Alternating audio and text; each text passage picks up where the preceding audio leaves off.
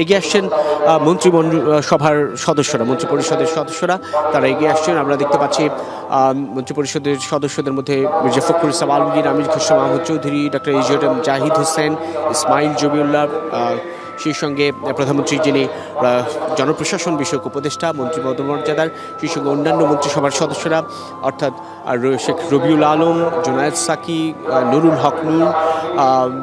ফারজানা শারমিন পুতুল, শ্যামা ওবায়েদ, অন্যান্য আরও যারা রয়েছেন, শরফুল আলম, মীর হেলাল, তারা সহ মন্ত্রিসভার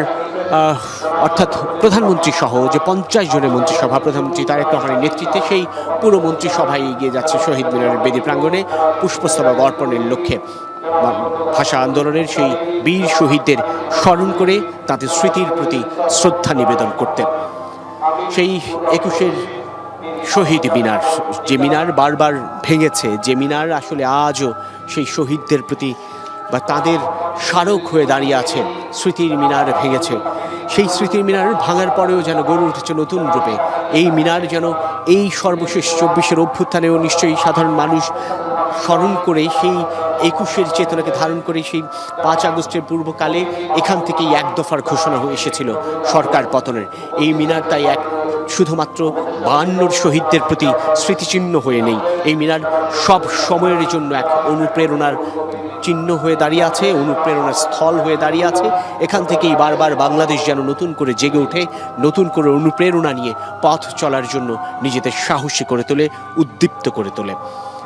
একদিকে বাজছে সেই 21-এর গান, আমার ভাইয়ের রক্তে রাঙানো 21শে ফেব্রুয়ারি আমি কি ভুলিতে পারি, ছেলেহারা শত মায়ের অশ্রু গড়াই ফেব্রুয়ারি আমি কি ভুলিতে পারি, আমার সোনার দেশের রক্তে রাঙানো ফেব্রুয়ারি আমি কি ভুলিতে পারি। জাগো নাগিনীরা জাগো, জাগো কাল বসেখিরা, শিশু হত্যার বিক্ষোভে আজ কাঁপক বসুন ধরা, দেশের সোনার ছেলে খুন করে রোখে মানুষের দাবি, দিন বদলের ক্রান্তি লগনে তবু তোরা পার পাবি। না না না, খুনে রাঙ্গা ইতিহাসে শেষ রায় দেওয়া তারই 21শে ফেব্রুয়ারি 21শে ফেব্রুয়ারি। ঠিক তাই যেন সেই খুনে রাঙ্গা ইতিহাসে শেষ রায় যেন এই 21শে ফেব্রুয়ারি দিয়ে এসেছে, রক্ত দিয়ে, প্রাণ দিয়ে, সাহসে ভর করে, নিজের অধিকারের জন্য, নিজের ভাষার জন্য, মাতৃভাষার জন্য, মায়ের ভাষার জন্য, জন্মের পর থেকে যে ভাষা তার বুলি হয়ে ফুটে উঠেছে সেই ভাষার অধিকারের জন্য, সেই ভাষার সম্মান রক্ষার জন্য বারবার জেগে ওঠা যে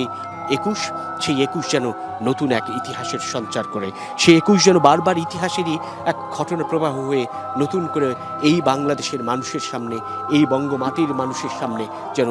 সাক্ষী হয়ে দাঁড়ায়। এই মুহূর্তে বিএনপি প্রধান হিসেবে বিএনপি চেয়ারম্যান তারেক রহমান, প্রধানমন্ত্রী তারেক রহমান তিনি শ্রদ্ধা নিবেদন করে নেতৃবৃন্দকে সঙ্গে নিয়ে শহীদদের প্রতি তাদের শোকের প্রতি যেমন শ্রদ্ধা নিবেদন করে, সেখান থেকে নতুন করে পথ চলার সাহস সঞ্চার করাও বটে। প্রধানমন্ত্রী তারেক রহমান মন্ত্রিসভার সদস্যদের পর দলীয় প্রধান হিসেবে শ্রদ্ধা নিবেদন শেষে বেদি প্রাঙ্গণ বা বেদি ত্যাগ করছেন।